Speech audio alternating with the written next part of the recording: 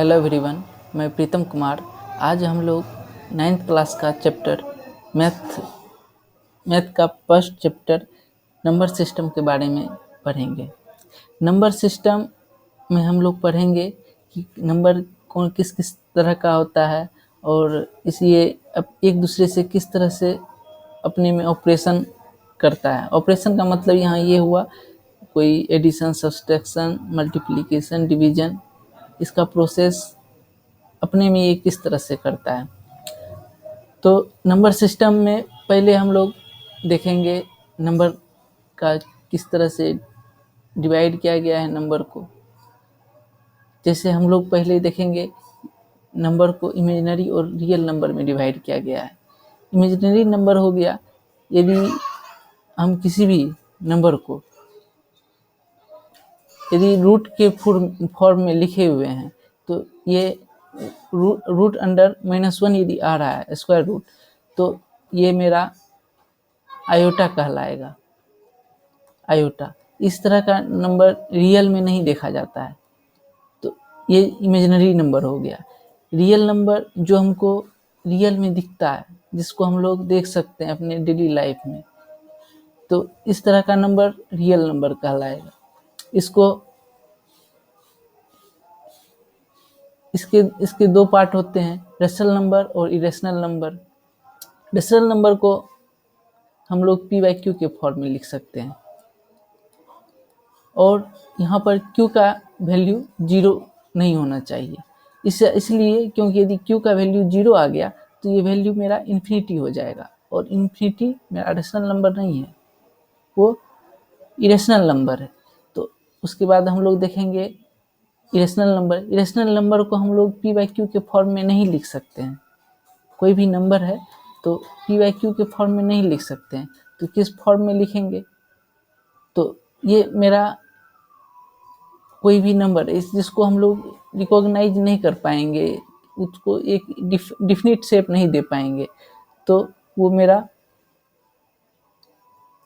Irrational number होगा। जैसे infinity irrational number में आएगा, पाई का वैल्यू ये मेरा इरेशनल नंबर में आएगा।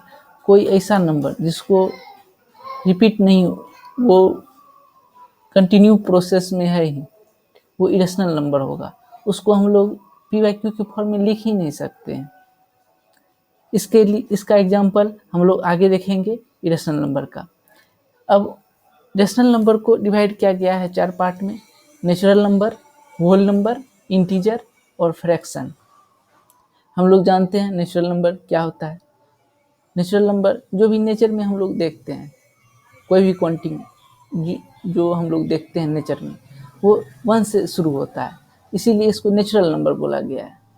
नेचर में कभी 0 से कोई चीज़ नहीं शुरू होता है, वो 1 से शुरू होता है, तो इसीलिए इसको नेचुरल नंबर बोला गया है। 1 2 3 4 सॉन इन्फिनिटी तक जाएगा। अब कहाँ तक वैल्यू होगा इसका कोई फिक्स नहीं है। उसी तरह से होल नंबर में हम लोग देखेंगे, होल नंबर में जब कोई भी नंबर नेचुरल नंबर है, यदि उसमें इंक्लूड हो गया 0 तो वो होल नंबर हो जाएगा। ये भी इन्फिनिटी तक जा सकता है। इन्फिनिटी को हम लोग डिफाइन नहीं कर सकते, वो कितना नंबर होगा ये डिफाइन नहीं कर सकते हैं। जहाँ तक हम सोचते हैं उससे भी आगे हो सकता है नंबर।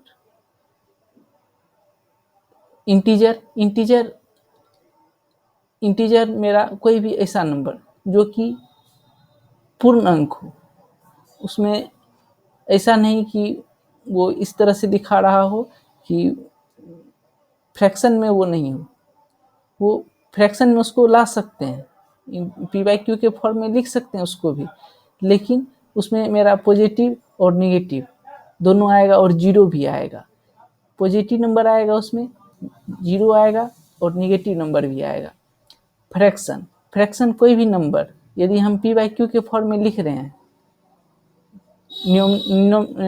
नोमिनेटर और डिनोमिनेटर के फॉर्म में लिख रहे हैं, तो वो मेरा फ्रैक्शन कहलाएगा। तो इसमें हम लोग देख सकते हैं नेचुरल नंबर को भी हम लोग फ्रैक्शन के फॉर्म में लिख सकते हैं। जैसे 1 को फ्रैक्शन के फॉर्म में लिखना है, 1/1 हो जाएगा। 2 को लिखना है फ्रैक्शन के फॉर्म में तो 2/1 हो जाएगा। ये मेरा क्या, ये p/q के फॉर्म में हम लोग लिख रहे हैं, इसको p/q के फॉर्म में लिख रहे हैं।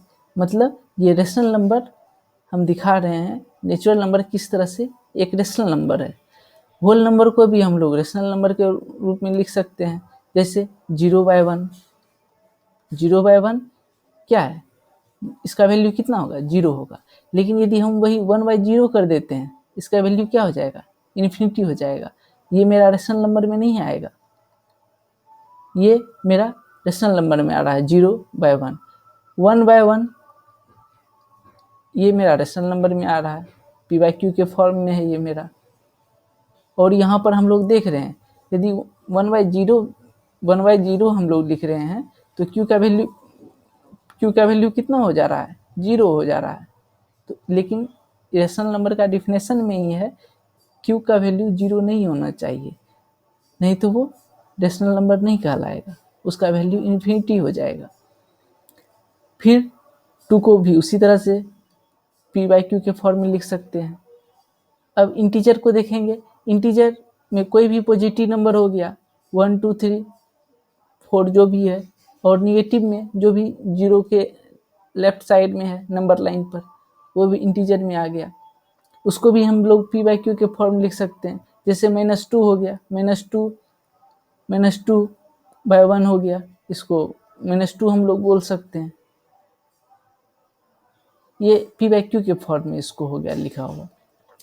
अब कोई ऐसा नंबर जो कि ये सारे कैटेगरी में नहीं आ पाएगा, हम लोग देख रहे हैं यहाँ कि नेचुरल नंबर में क्या सिर्फ 1 से जो भी काउंटिंग नंबर है वो आ रहा है। होल नंबर में क्या, काउंटिंग नंबर में मेरा 0 ऐड हो जा रहा है, लेकिन इसमें निगेटिव नहीं आ रहा है। लेकिन इंटीजर में मेरा क्या, 0 भी ऐड हो रहा है, जो नेचुरल नंबर है वो भी आ रहा है, लेकिन निगेटिव नंबर भी इसमें इंक्लूड हो रहा है इंटीजर में। हम लोग उसके बाद देखेंगे फ्रैक्शन में। फ्रैक्शन में देखेंगे कि हर एक नंबर को फ्रैक्शन के रूप में लिख सकते हैं। जितना यहाँ पर जितना भी नंबर है उसको फ्रैक्शन के फॉर्म में हम लोग लिख सकते हैं, लेकिन जो इसके अंदर इंक्लूड नहीं हो पा रहा है उसको भी हम लोग फ्रैक्शन में लिख सकते हैं। जैसे -2/3, ये ना तो नेचुरल नंबर में आएगा, ना होल नंबर में आएगा, ना इंटीजर में आएगा, लेकिन ये फ्रैक्शन के फॉर्म में आ सकता है। 3/2 ये मेरा क्या, ना नेचुरल नंबर में आएगा, ना होल नंबर में आएगा, ना इंटीजर में आएगा, ये फ्रैक्शन में आएगा। तो इस तरह से हम लोग देख रहे हैं कि सारा को जो भी नंबर है सारा को इस तरह से डिवाइड किया गया है ताकि